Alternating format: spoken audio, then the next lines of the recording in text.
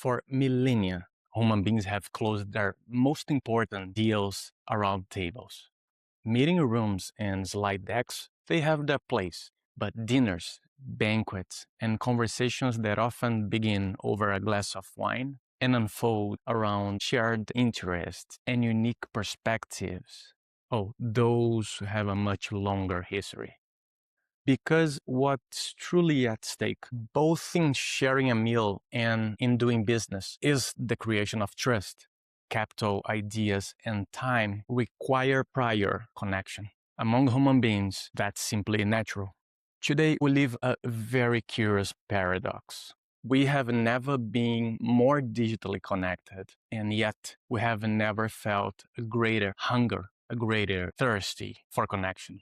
The pandemic, the rise of remote work, and an ongoing AI revolution have only deepened this. Now, in cities like San Francisco and other major capitals around the world, while an entire generation of founders, investors, builders, and operators spent the last few years building networks online, they are rediscovering that some of the best deals, partnerships, and even friendships emerge when people share the same room. My guest today is an expert in connections. Neda Emami is a biomedical engineer by training, a founder by choice, angel investor by conviction, and most recently, the owner of Flying Figs, a boutique wine bar, quickly becoming the favorite gathering spot for founders and investors in San Francisco. There, meaningful conversations and genuine connections precede doing business. Let's dive in. Neda Emami, such a pleasure talking to you today and have you in the Peregrine Growth Cast. Welcome. This is something that I'm really excited to kick off, conversation with one of the most interesting people I met here in the city. And would you like to share some of your early memories from your childhood or teenagehood, where you were born, your family, or of your own self that still influence how you see the world today? Sure. First of all, Silas, thank you so much for having me. Such a pleasure. And so good to meet you in the last couple of months. We have been having really interesting conversations, and I'm very True. excited to, record this. First of all, my name is Neda Emami. I've been living in San Francisco for the last 12 years. My origin is from Iran. I'm Persian, and I was born in a city called Mashhad. I'm from a very large family, 7 kids total. Wow. Yes. And all of my siblings are extremely accomplished. They're all doctors, engineers, dentists.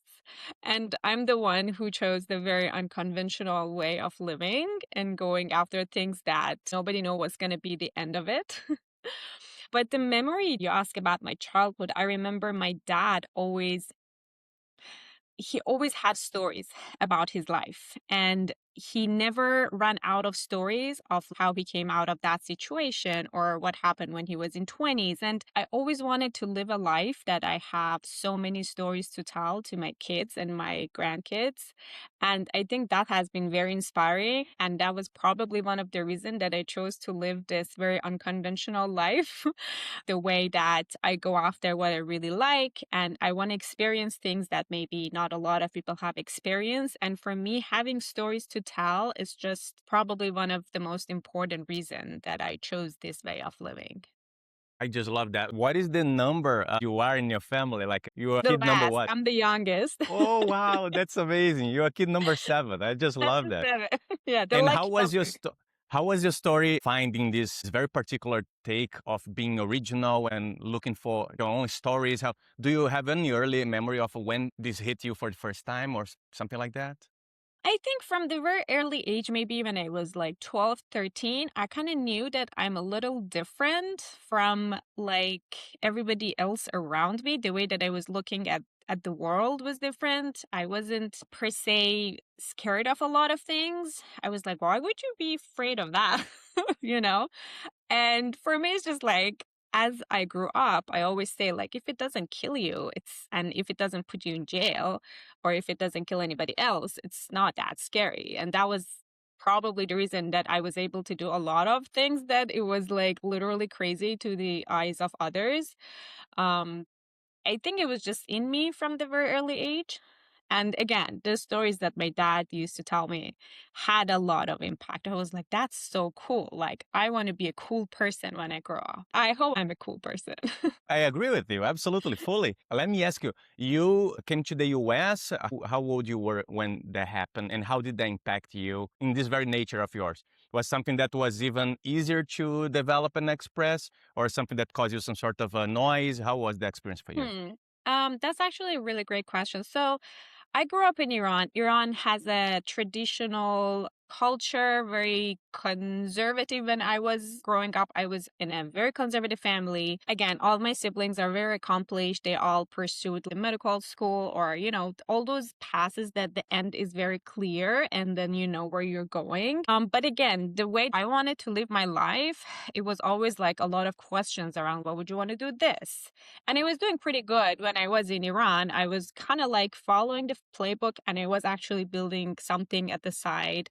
I had a full-time job and I was working on a project at the university, which now I know that it's a startup.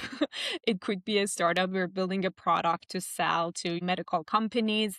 So I had it in me, but I didn't know that like that's what entrepreneurs do. I was just like, I just can't see myself working like a 9 to 5 job and not do anything innovative with my life. I always wanted to like build something. The reason that I studied biomedical engineering, I remember when I was studying for my big test, I was like, I want to build, for example, this artificial leg or artificial hand, or I just wanted to do something. I wanted to cure cancer, like I had that vision in me that I was just like, I want to build something that hasn't been around before. And I think that was the very origin of me knowing that I want to be an entrepreneur. And again, I didn't know about the word entrepreneur until like the Right. 6 years probably. Like I didn't know what that is. So definitely US helped me to be able to express way more the way I want to express myself. And again, being away from your family is really, it's hard, it's painful, you miss them, but at the same time, there's no one to tell you what to do. So it gives you the freedom of living your life the way you want. Well, you might fail and you might win, but I think that freedom has definitely helped me to be able to express myself way more openly and easier. Such an inspiring answer, and I couldn't agree more.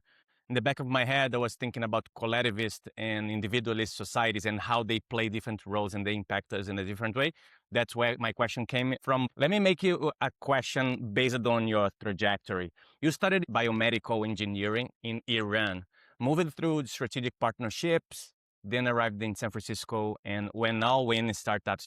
Founding SAG, an outdoor gear rental platform that came from a genuinely personal place. Well, that's not a conventional path. It's more like a series of bets on yourself, which is great. When you look back at that sequence, was there anything in particular you were looking for? Okay.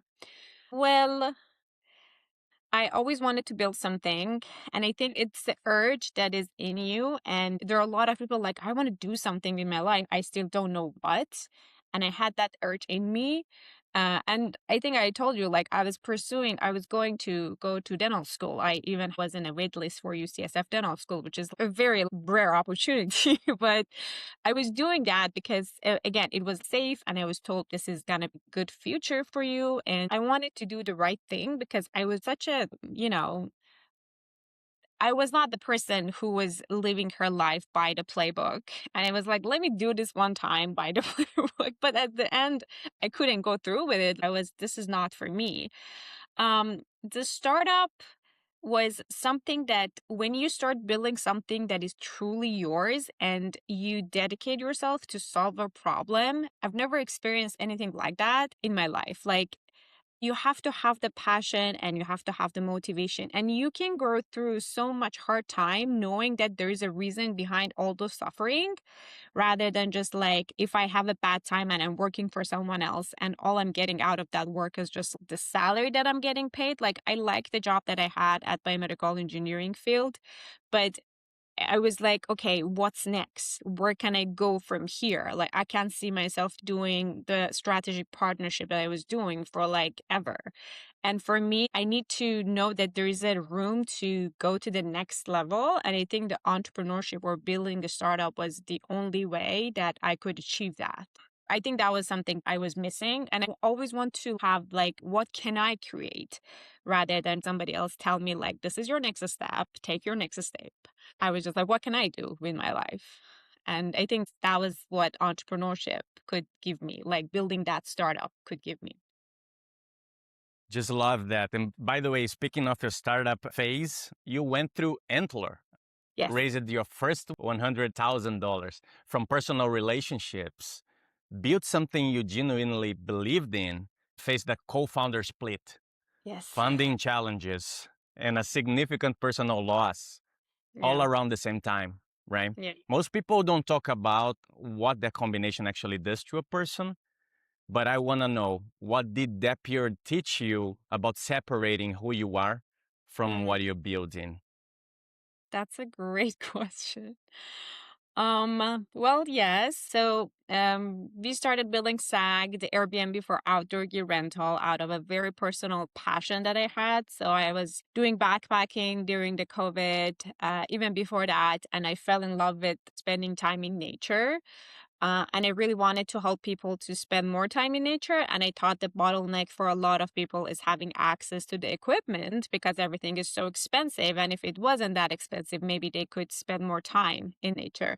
So I started building that platform. I put my heart and soul and blood and anything you can think of, like not just money, like everything to that. And we could raise some money from angels. We went through Ansler, which is an accelerator. We spent 2 months in Boulder in Colorado. We had users. So I built something from very scratch. And in my head, I had to make this company work. It was my identity. I was like, I'm doing this and I'm gonna make this work and this is gonna win. And everybody was just like, oh, we're so proud of you. And when is your next big, like, when are you becoming a billionaire? And I was very young. Everybody's expecting because you have a startup, you have to have that big exit. And it was putting so much pressure on myself, literally and figuratively. And it was my identity. Like that company was like, I either make this work or I'm no one. And because it was my identity, I couldn't see myself out of it. I had to do whatever it take to make it work. But then in 2023, I lost my father very suddenly, which was like the biggest shock of my life and the most painful thing that I had experienced in my life. And then 2 months later, my co founder left, and I was like literally trying to just go back to normal life. Like, grief is such a hard thing to deal with, but at the same time, you're building a startup and everybody is expecting you to do something. And that split up kind of like hit me in a way. I didn't even fight back. I didn't even well, like try to convince my co-founder to stay because I was like, okay, if this is something that you think you should do, you should do. Um, and then I kept building for another year on my own. But then I started realizing this shouldn't be my identity. So I kind of started to learn how to let go. As I did let go of my co founder, I could let go of, like, okay, this is probably not going to work out. I still believe in the passion and the idea. But when I was raising funds for my first startup SAG, it was the time that everybody was building in AI and the consumer was not getting any attention, let alone the marketplace consumer. So it was somehow impossible to get attention from investors. And building a marketplace, you do need fund, you do need capital. It's like inevitable. You can't bootstrap a marketplace, it's just not possible. So I was like, okay, maybe this is it. Maybe later with AI, I can just go back and rebuild or something like that. But at the moment, it's just me wasting my time. And it was so hard for me to just let go of that because again, I had to make this work. But then I was like, it's time to just let go and quit. I didn't want to become a quitter, but like I had to just to do the right thing. Totally. Such a hard step to take. But after that experience, something apparently shifted in your trajectory. You moved from operating a company to advising and investing in others.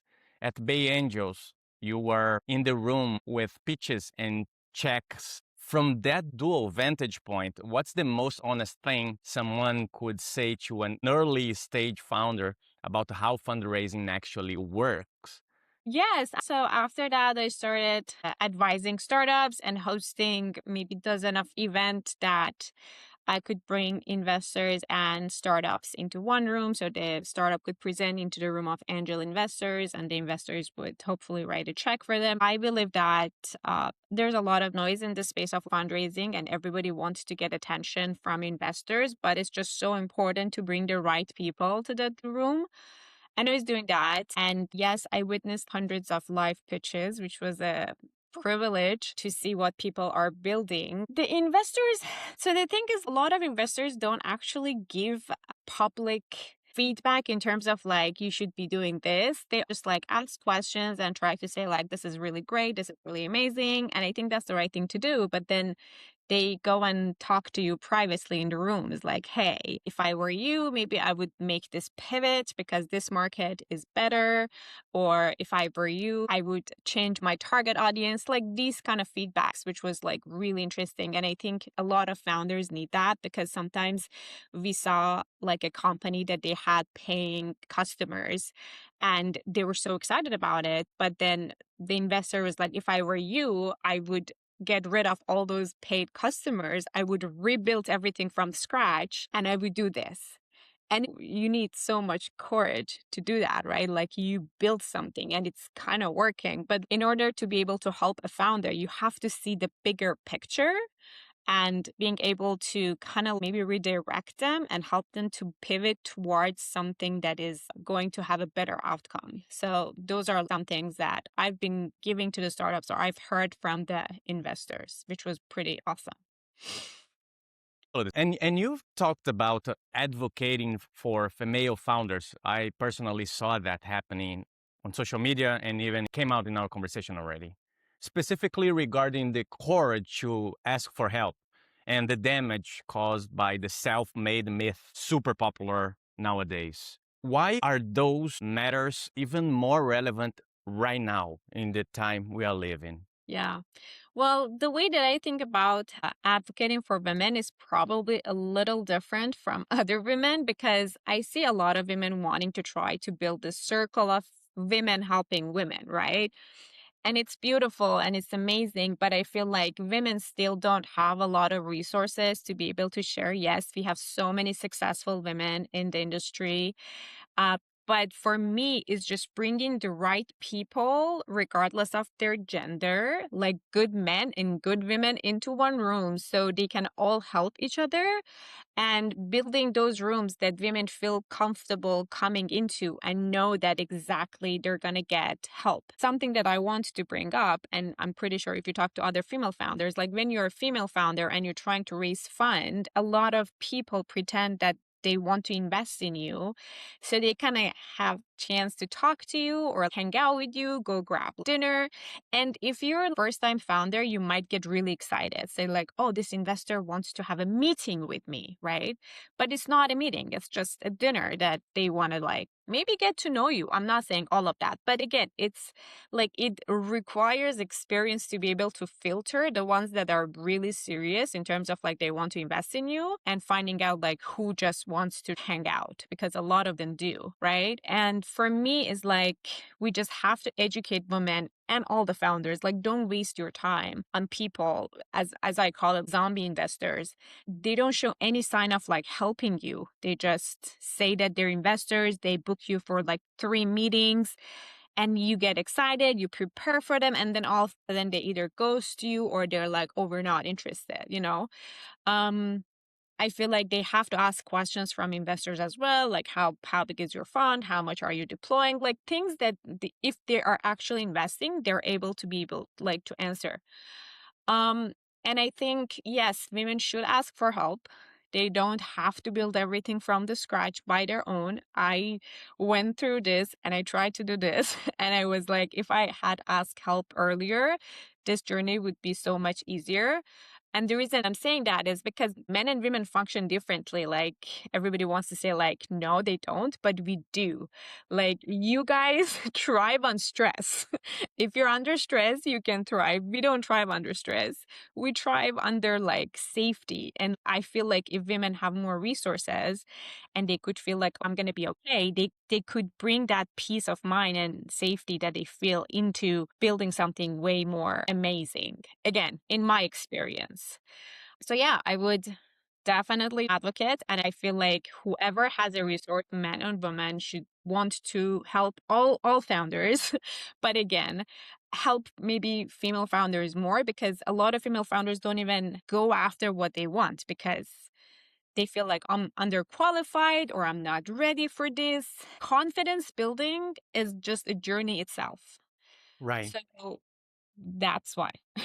You mentioned good people, right? Can you clarify a little bit how women can differentiate good people to ask for help from potential people that consume her time but not necessarily provide support? Yeah, I think something that all founders, female founders maybe more, should learn is just knowing what questions you should be asking about. Like, okay, if an investor reach out to you and is like, hey, I would like to learn more about your startup, you definitely tell them. And it's more of building this skill of understanding if they really want to help your business or not. So, Mhm. like, how big is your fund? What is the size of the check? Like, I had this conversation with a VC, like, yeah, tell me about your company. I started asking this question, which this tip another founder gave me. He was like, always ask these questions because now you know if they're real or not. And I was like, how big is your fund? And he was like, well, I'm starting to, raise my fund. And I was like, so what companies do you invest in? So he didn't have any answers. And it's okay to start building your own fund. It's more of like understanding if you're actually serious because a lot of people with a VC or investor badge, again, I call them zombie investors, you either give them money or you help them. So, like right now, if you come to me as an investor, maybe I won't give you money, but I will connect you to someone who might give you money, right? So, they have to offer some sort of resource. And that's the job of the investor, like opening the door for the startup they want to help, right? A lot of investors bring so much more value than capital. And those values are even more important than capital. The partnership that they can bring in, the first customers that they can help you close. Like these are the things that you should be asking them and they have to have an answer, right? Right. Um, and I don't have like a list of like do these things, then you can find out Step by which step, like a yeah. 5 steps playbook. All right. I wish there was one. But again, it's more of like feeling it. Like I developed this sense of like, okay, sometimes maybe it was wrong, but my gut was telling me, hey, this is not business. Just don't even go to the second meeting because you could feel the energy of that person is just like what they are interested in. But you got to do what you got to do. But again, I feel like if we build more communities, there's really good investors out there, like genuine, nice, kind, wanting to help you build something.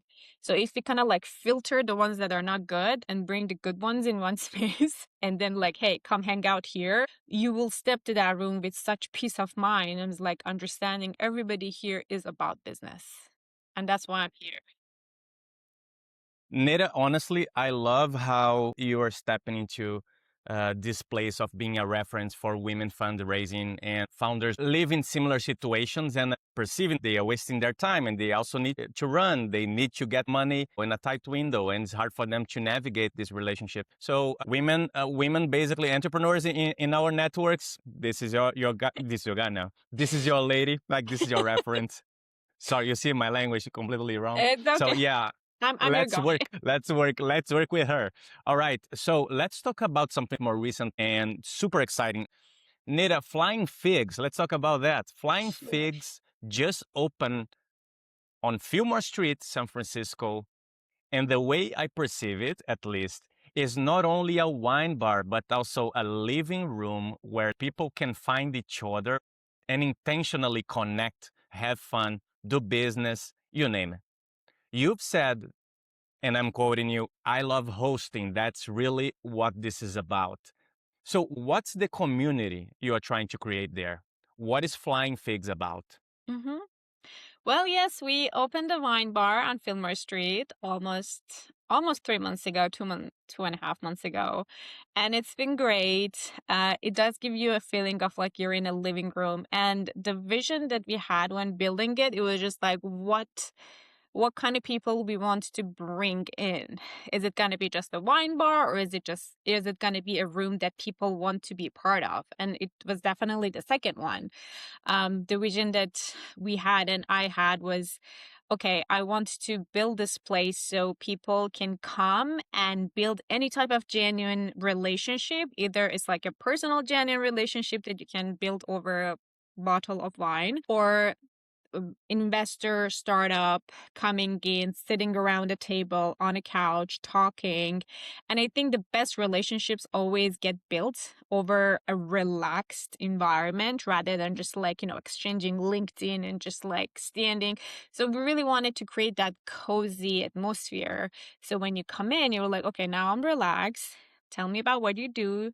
And then that conversation can lead you to somewhere that it definitely can build really amazing things. So that is the vision behind it. And we definitely want to bring people into that room, investors, startups, executives, whoever that, they want to move the needle, they want to do something. For them, not only again to enjoy the great wine that we serve, Yes, also, you do. thank you. So again, build the genuine relationship. Like for me, it's all about genuinity and building trust. And I feel like, again, this is something that a lot of people miss. Like if I want to invest in you, if I trust you, and like how do I build a trust? It has to come with like multiple interaction that I have with you in a setting, right? And then now I'm more than happy to give you a check rather than just like people thinking that investors write checks because you're a startup, like, I don't know, has something. Yeah, definitely with like great numbers and great KPIs, of course, you can get checks. But for me, it's more of like targeting pre-seed seed founders that they're really doing something awesome and want to meet the right people to invest in them. I'm 100% Neda. And if I can mention as a proud friend of Flying Figs, something that I really appreciate is this attention to the sensorial aspect. You have an environment where you can have a good conversation. You can hear every word you say. So many times in these events, I barely can hear people. Everything's so crowded and so stimulating, visually stimulating. People are crossing and interrupting a conversation, right? And it's almost like you put the frequency in the right spot. Everything's beautiful around. The environment is cozy and nice, very sophisticated. The wine is amazing. I love the New Zealand rosé, by the way. I'm always started with that.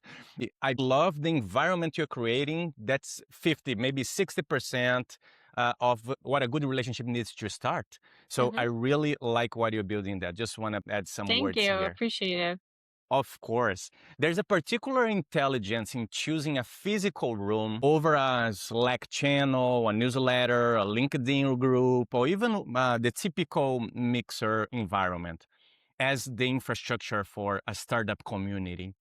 What do you believe happens in person over a glass of wine in a cozy, nice, and comfortable space that simply does not happen anywhere else in our ecosystems? You probably have seen that the IRL in real life is picking up so much. And I think it's just so important to pay attention to this because it's a human urge. And I think it's picking up because first of all, COVID have made everybody like so much more isolated, right? I think the whole social behavior of people have changed after COVID. Like you had to stay at home for so long and then you had to work from home. And now people are having such a difficult time coming out and just engaging with other people. Like a lot of dating apps are trying to do the IRL. Like dating apps are struggling in terms of like, how do I swipe and like trust this person, right? Mm, So I think the AI has even added to this uh I don't want to call it trend because it's not a trend. It's something that people are realizing it's very, very fundamental and important. Okay, everything else is getting automated. The only thing that cannot be automated is the human relationship. Like, yes, maybe in the future, my AI and your AI can talk, but you don't want that, right? Probably People, not. yeah, people are craving the real connections, any form, a friendship, a romantic relationship, a work relationship. And I think having that physical space and being able to bring people to that space can do a lot of amazing things because it only needs maybe 2 hours or I don't know, maybe 10, 15 minutes of like one on one conversation for a person to wanting to give you their phone number. I'm just like, call me, like, come to my town. Like, that's what it can give you. That if I'm on LinkedIn or whatever other platforms, like that trust cannot get built over online interactions, in my belief. Like I had this really awesome guy. He was a VC partner at this really big firm. He came to the wine bar.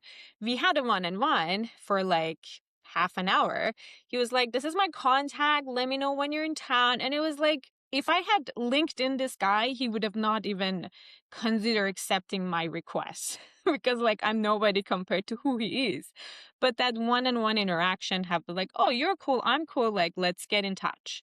So I think that's the magic that the in real life interaction can build. And again, when you have a room that you can curate and pick the people that you want to be in that room, that gives you like superpower. That's so right on target. And speaking of investors, you've been critical of investors who follow large funds without doing their own diligence. Thinking about the investor side, and particularly about angels, if you can make the differentiate, that would be better. What is your take on angels and what is your take on VCs? How do you approach that same trust layer when evaluating whether a business is worthy of backing? Hmm. Very interesting in terms of time because I think 2 days ago I posted a story on LinkedIn and it went kind of viral. And I got like 200 connection and follower over that one Wow, post. Yeah. that's amazing. I know. And I feel like it really pushed the right button because I talked about this story of like when I was raising my first startup, like fund for the first startup, SAG. I talked to this angel investor and he told me, if Sequoia invests in you, I'll invest in you. And I was like, this is just funny to me. Like, what are you talking about? And he was like, if Sequoia gives you money, I'll give you my money. And then the same investor, a couple of weeks later, we met again, and he was like, "Yeah, I lost $300,000 on a startup that I invested in, and they had investment from Sequoia, and the whole company got shut down." And for me, it was just like, of course. But for me, it was just so funny that as an angel investor with limited dynamic and capacity, you follow the footsteps of the venture funds that they have so much more capacity in terms of losing that money because the wiggle room for them is so much bigger. And when I see all these live pitches, like the startups rightfully put the name of the VC that have invested in them, right? So that gives them some sort of like credibility, which it does. But for me as an angel investor, if I want to give you like 100K, if I lose that 100K, it's a lot of loss for me. But like for VC, if they lose like 1 million, it's fine because that's how the VC math works. Like 70% of companies that VC invest in, they either shut down or just like they give money back like less than what they have put in. So it's for me, it's like angel investors should be more proactive and don't be just a follower. They have this things I think it's fine. They call like it's a sheep mindset. Like they just want to follow, right? And I'm like, do your own due diligence. All I'm trying to say is Yeah. like as an angel investor, do your own due diligence, invest in the companies that you can help and impact more than just giving them your money. Again, if I'm an investor in your company, I should be working for you. I should be like, hey, Salas, I know this person, they're going to be a great partner. You should reach out because my money is in your company. Like I'm partially working for you, right? I want my money to be multiplied. And I think it's just so important to be able to open doors. through my connections, through my resource. And again, the value that an angel investor or a VC should bring must be more than just capital. And again, for me, it's like the reason that angel investor just follow the VC footsteps is they want it easy. And what I'm trying to do is just like, hey, let's learn what these startups do. Let's learn if they're like good for you as an angel investor to put your money in. Because sometimes a company that has $2 million in revenue, 500K in profit might be a better option for me as an angel investor rather than just like this company that has like 10 billion valuation, because a lot of these companies overhyped, like overvalued. And Mm-hmm. again, people like to hear these numbers, but they don't know that these numbers are just on the paper. Like, so few of them really translate to just like actual money, unless they don't IPO, like, or somebody acquired them. You know what I mean? They don't know that. They're just like, oh, I invested in this or I invested in that. And again, whenever I talk to people like, hey, you should start angel investing, they're like, no, it's too risky. Like, all angel investors lose their money. And I'm like, well, because I make bad decisions. So I'm trying to change that mindset and saying like there's a lot of startups that can multiply your money, maybe not 100x it, maybe 2x it, 3x it, but it's a good return for an angel money. And then you learn throughout the process. Maybe you lose some, but then you will gain some. 100%. Yeah. And to your point, people are very fascinated about big numbers. But truth is, if you do your diligence and you find a founder who is able, the early stage is where you actually see a lot of this progression much easier than later on, right? When it's already a big company to invest. So there's Yeah. so much noise out there and there's so much complexity that in the beginning for an angel, in other words, this is your superpower. Like you're stepping in the right moment, you have the capacity to invest. Enjoy that, right? Don't necessarily Mhm. follow VCs and that are playing another whole game. Thank You've you. shared your vision of how flying figs can also become a vehicle to generate capital you deploy into startups you believe in. That's such an original architecture, a physical space helping fund a potential angel portfolio. Sure. What kinds of founders and problems are you most interested in backing as that capacity grows? Well, I think a lot of people should be doing this, specifically banks or corporations. Like recently, I saw Chipotle have invested into a lot of startups, and I think it just makes sense. You know, like these huge companies shouldn't be like, oh, we have this much revenue. You should have a fund that you can allocate that money to invest in startups. Like that is something again that's been missing, and some companies, I think like Ford or Toyota or some of these mm, cars company have funds too. But like more companies should be doing that. And us, we're very small. We want to do that as well. Um, and being able to support and back the companies that we can see and feel that they can go places.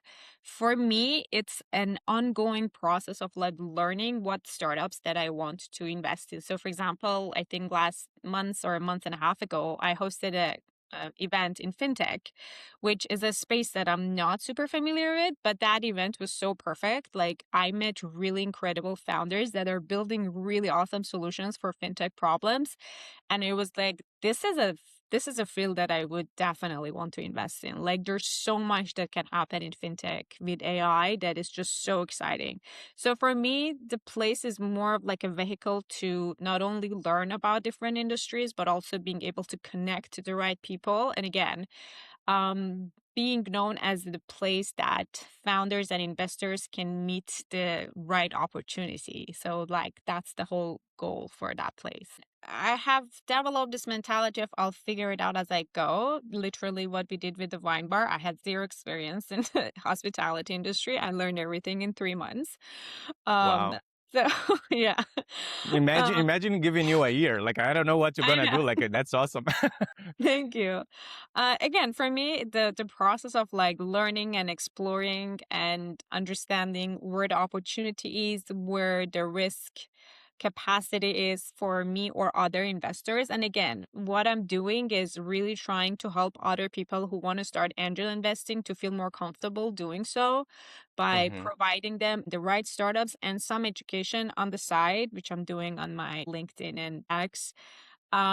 Because again, you will be more comfortable making a decision when you understand something so much better fundamentally. A lot of people just remember or, memorize things, but like you have to fundamentally understand things in order to be able to just like, okay, now I want to be part of this. Um, and I don't have a specific goal in mind. I mean, my vision just Sure. pivots as I move Right. forward. But I definitely want to meet the brightest founders. And I feel like I have developed a sense of like understanding and kind of like being able to, as they call it, scouting or spotting the right talent. Is like, oh my God, like that guy is like really into something. And they're just like so early stage, you know? So that's the thing that we want to do. And again, the vision can expand and change as we move Right. forward. But for now, we just want to be able to find those founders and find those investors and people who want to become an investor and just like connect them together. Love that. So, Neda, here we are landing in our closing state. You've lived across countries, worked across industries, built a startup, advised to others, and now you are creating a space, a physical one, where founders and investors can find each other in a room that feels more like life than business. If you had to name one thing that has stayed constant through all this process, something that is unmistakably you in every single chapter, what would it be? I think just having curiosity and kind of like wanting to have some level of uncertainty in my life, like something that I always was running away from, which I'm not sure if it's a good thing. It's like if I can be sure like what's happening in my life in the next year, I'm like bored. Like I'm afraid, I'm scared. Like, what do you mean? Like I know exactly where I'll be in the next year. Like I want to be able to write it and script it the way that I want, right? So for me, I think it has been the curiosity and developing the courage to go after what I truly believe I'm capable of. And I feel like as I move more forward, I feel like I'm capable of like a lot of things. But it's just so important to be able to give a bright direction to your talent and energy and focus. I don't want to do like scattered things. Um, and again, I want to like laser focus on this and then hopefully like make something out of it and then maybe do something else. There is this quote, I think Naval says, like, he says, like, I like to live like a lion, which is like, lion is not always running after what they want to eat. They lie down, they rest, they don't move, they relax, they gain energy, and then they attack and then they go and eat and just like enjoy, right? So for me, it's like maybe that's my ideal lifestyle is like being able to relax and then do like a laser focus, go after something, build it, get out of it, and then maybe relax. And that's something that probably have been driven me to do what I do. So I can live that life. I'm literally not a lion right now. I work every day. I'm exhausted, but that's okay. So, for people who like to start angel investing, which I know a lot of you out there exist because so many people reach out to me on LinkedIn and ask for my feedback about like this is a startup, reach out to me, what do you think about it? I'm interested in them. And I love it. I love the shift that is happening. People are gaining more courage. And again, the confidence that you can build in order to be able to invest in startups because startups are 99% uncertainty. And you have to be okay with that. And you have to be okay that, like, we don't know what's going to happen, but in order to be more confident and more relaxed, in order to put your money in that company, is to be able to help them. So first of all, try to educate yourself in any way possible to like learn more about what startup do. So many people don't know what I didn't know a lot of this startup do until I did some research, right? And I feel like they're really trying to keep it in a bubble and just like not let the public know what they're building or what they're doing. So only the people who are actually investors will understand. But I feel the biggest pool of capital is in the pocket of you and I, like normal people, right? But they just don't know how to use it. But if they do have the knowledge and if they do have the confidence, they might be able to be the early investors in really big companies. So yeah, I think it's just like educate yourself. I'm trying my best to create as much content as I can to just like put the word out and make people understand better how AI startup work. And I feel like we can make a lot of great things happen if we just don't sit and wait for things to happen to us. We have to take the initiative to make that difference. So like if you see a company that you really like, you should be like initiating like, okay, how can I help them?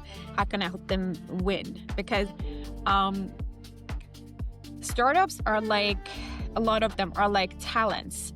There is this amazing series that I finished watching, The Marvelous Mrs. Maisel, which is the comedian. And if you haven't watched it, just go watch it. This amazing comedian find this amazing manager, talent manager, and this talent manager is the reason that her skills and her talent could be seen along the years to the world, right?